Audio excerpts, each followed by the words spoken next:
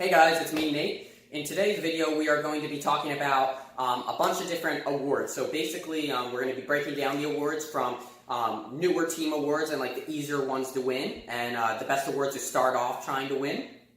We're also going to be talking about how you can up your game to win for the experienced teams, how you can up your game to win the more tough awards like Champions Award, Robot Game Award, and awards that are a little bit tougher to win.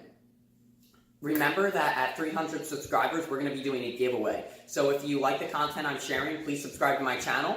If you want to be a part of that giveaway, please interact with my videos. So comment, ask questions, and then we'll get you an entry into that giveaway so you have a chance at winning. Also, if you have any questions about any of the videos I post or questions about FLL in general, please comment in the section below and I'll see if I can answer those, or I'll see if I can make a video answering your question for you. The next video we are going to be doing is actually a video that was requested, which is on the gyro sensor and how to use it to turn. So, with that said, let's get started on awards. So, here's the awards my team has won over the past 10 seasons of FLL that we've been a part of.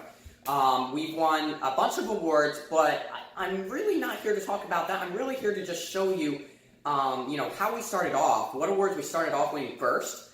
Because they were a little bit easier to win, and then how we made our way up the ranks into awards such as the Champions Award, the Robot Game Award, and the more tough awards for veteran teams. So, the first 3 years of FLL, the first 3 seasons that we had of our team, we actually won, for the first 6 seasons, we won no Robot Game Awards. So, we didn't win any awards related to Robot at all. So, that's because the Robot Game Awards are actually really tough to win. Those awards are very competitive, and it's, it's more for the veteran teams to win. So if you're a rookie team, I wouldn't focus on trying to win the Robot Game Awards as much as you should try to win some of the easier awards I'm going to be mentioning. So, what are the easier awards, and how do you win them? So, I would say the easier awards are things such as Project, presentation, core values, basically, the things that are non-robot related. So those awards are a little bit easier because a lot of times teams can understand, how the project when they're a rookie team, and they understand, that they have to present a project, they have to solve the problem, and they have the judging rubrics online that they can refer to, which are pretty straightforward. However, when it comes to robot game, rookie teams really don't know what to expect. They don't know what it's like at an actual competition at most times, and they also don't know what the other teams are going to be bringing to the table. So that's kind of difficult. So, let's talk about the easier awards just a little bit. So the Project Award is actually, we won a couple times during those first 6 years. So like I said, the first 6 seasons, we did not win any Robot Game Awards. We won strictly, Project Awards. So we won first place presentation, we won first place project, first place problem solving, a lot of project related awards. And those awards are actually what carried us into the next round of competition and the championship rounds. So I just want to remind everyone, including the rookie teams, that Robot Game is not the most important thing. It's actually equal. Robot Game is equal in score for Robot Game is equal to Project, core values, and then, like I said, Robot Game. So those 3 categories are all equal when it comes to final score. So the Robot Game is not like, if you win Robot Game, it doesn't mean that you're going to win the Champions Award. So teams may win the Robot Game Award, but because Project and core values are worth just as much, if their project's not so good, they might not win the Champions Award. Another team that doesn't have as good as a robot may outbeat them in total score. So, that's something that I would stress to, first to third year teams, is that the robot game is not the most important thing to focus on. You want to focus on making sure your project is in sync, all your scripts are great, your project is flowing really smoothly, and you also want to focus on core values, because those are the ones that you can spend a lot of time on, and, you kind of understand a lot better.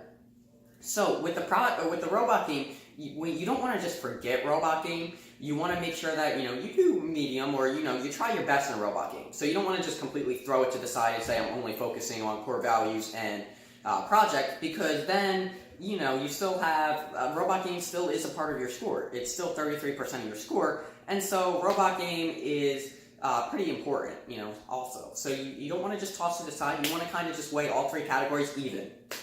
So for rookie teams, I would try to focus on project and core values awards, because those are the awards our team won for the first 6 years, and that carried us into our championship rounds. And for the veteran teams, let's talk about how you can up your game in robot game and how you can improve to win the Champions Award if you haven't done that yet. So we have we won the robot game in our 7th season of FLL, and then we also won the Champions Award in the same season at the same event. So that was really exciting. We didn't expect to do that, and we were very happy when we won the awards. So what changed between that year and the year before that, when we just won project awards and had never won a robot game award before?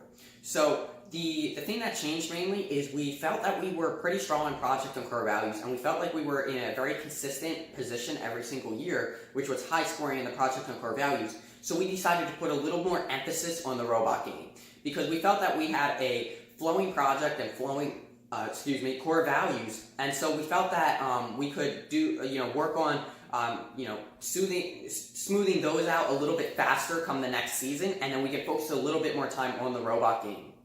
So we did that season, and we actually we did well in the robot game. We focused really hard on it, and then we also were able to focus just as hard on the project and core values. But because we had a lot more experience in those from the previous seasons, we were able to focus on those and work those a lot faster, the projects and core values. That way, we could put more of our time towards the robot game and try to improve our weakest category. So that's how we mainly focused on and won the robot game award. Is we redesigned a robot that year. We built a brand new robot. It was not a modular attachment robot. It was a direct attachment robot. But it was still very good, and the students that had worked on that, I was actually one of those students. It was my senior year when we won our first robot game. It was my senior year as a student on the team when we won our first robot game award. So we had actually redesigned our robot that in the beginning of that season. Again, it wasn't a modular attachment robot. It was a direct attachment robot, but through practice and just practicing, having more time to work on the attachments and stuff, we were able to work with the 2.5 minutes that we have to score points and work on our our robot game presentation, or our robot presentation when we talked to the judges about our robot, and we were able to get those a little bit stronger than we had in the previous seasons. We did again end up winning the robot game and champions award that year and advancing to world championships. That was very exciting. We didn't expect that. So basically, after that season, what did we decide to do? Because that was kind of like unexpected. We won the robot game award and the champions award. How did we use those unexpected circumstances to then continue to build our team in the future years? Well, we decided that again, we were good in robot. We really did do a lot better, and we made a lot more improvements. But we decided that we were still, we had just barely won the robot game award that year. So we were thinking to ourselves, it was actually probably, still a good thing to focus on robot game the next year also. So we still felt that that was our weakest category, and that we needed to improve our robot game, for the coming season to, try to up our robot game a little bit more. So we did focus on, we focused on project and core values a lot, but we felt like we had been doing pretty good at those in the previous years, so we tried to put more time on the robot game. So we did, and we did a lot better. That was after I had graduated from the team. I was an assistant coach, and we then did really good in the robot game again, and we made a lot of improvements. We did things like focused on, so once you learn some things in the robot, it's a lot easier to then work with your robot in the next season. So when I say that, I mean that first year we built the direct attachment robot when we had won our 7th season, when we had won our first robot game award. We had focused on building the attachments that work for multiple missions and things like that. We did still use a lot of time in the base, changing the attachments out and things like that. But in the next season, we decided that probably one of the weaker parts of our robot game was the amount of time we spent in the base changing our attachments. So we kind of, the other parts, the project core values and the robot game, the attachments and stuff, we kind of kept the same for the next season. We, tried to build the attachments very similar in the same style. I mean, obviously you don't have the same missions, so they can't be the same thing, but the same type of building style. And then we also tried to then work on our weakest part, which was the amount of time we spend in base. So we started to focus on how can we make our attachments faster to swap out, how can we make our attachments simpler for the two technicians on the field to be able to add those new attachments and take off the old ones a lot faster, and also how do we make our robot more fluent when it comes to programming and things like that, and smoothness, consistency on the field. So again, these are like baby steps you have to take. You can't expect to do all of this in one season. It's just too much work. So you have to take these baby steps, do little parts at a time, and gain excellence in little parts. So we gained excellence in the robot, the attachments, and doing multiple missions with one attachment and things like that. And then we decided to look at our weakest part, which was the amount of time we spend in base, and gain excellence in that, because we were taking baby steps. And then, of course, as you guys have probably seen in our for some of our previous videos, the next season after that, which would be our 9th season, I believe, is when we built the modular robot. So we felt that how can we make our robot base time even faster, the time that the robot's in base? Well, we worked on building a modular robot. We felt like we were at a position where our building skills as a team were high enough to where we felt like we could give it a shot, and we did really well. The first season we used a modular robot, it was pretty difficult, getting used to it after 9 seasons or 8 seasons of not using it.